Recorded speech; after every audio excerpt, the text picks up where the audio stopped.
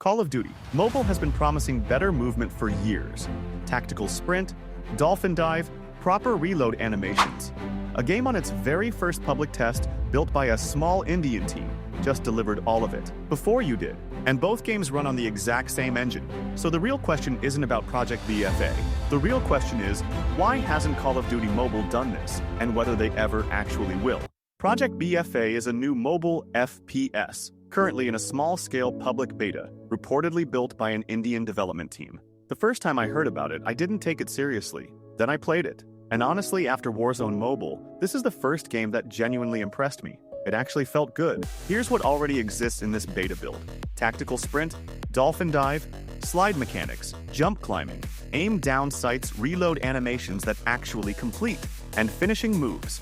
All of this in a first alpha-style test. The build also has score streaks like air-to-ground missiles, attack helicopters, and precision strikes.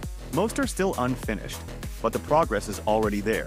The latest update brought 90 and 120 frames per second support, anti-cheat improvements, and a brand new map. Yes, there are bugs, blurry graphics, overheating, visual glitches. That's expected for a test build. The game has 4 gameplay modes, but only standard matchmaking finds lobbies consistently, usually within about a minute and a half.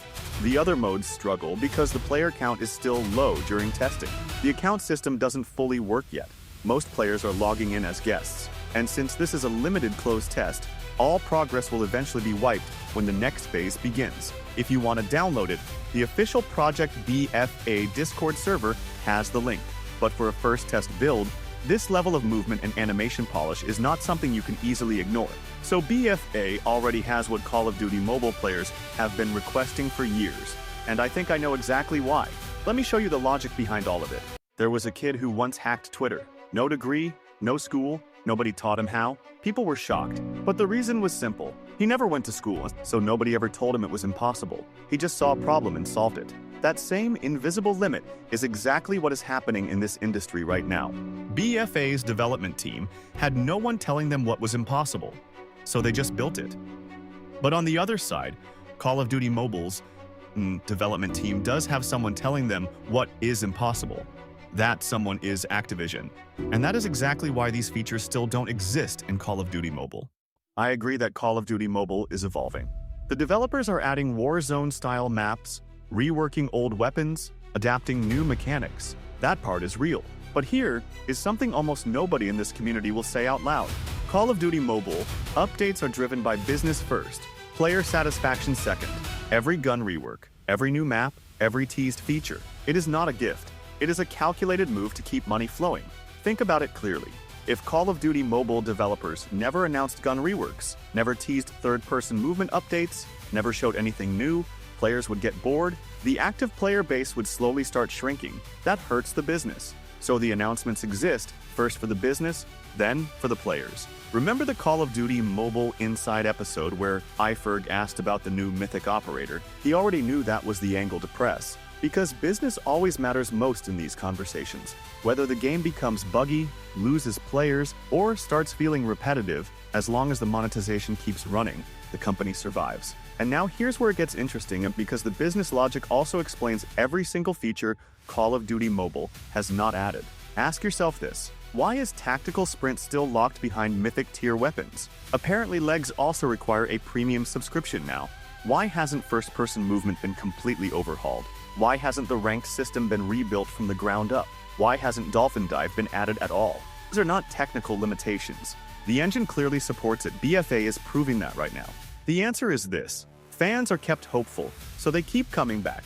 So they keep spending, always waiting for the next update, always thinking, maybe this season they'll finally do it. That hope is the product. A player who has fully given up on the game stops spending. A player who is frustrated but still hopeful stays connected, stays watching, stays buying. That is not a criticism. That is just the structure of how live service games operate. Every major title does this. Call of Duty Mobile is not unique in this. Most creators avoid talking about this directly because the relationship between publishers, creators, and audiences is complicated. I'm just telling you what the logic actually is. The engine is not the limitation. The resources are not the limitation. The capability clearly exists. What remains is a choice. Project BFA is a Unity-based mobile FPS in early beta.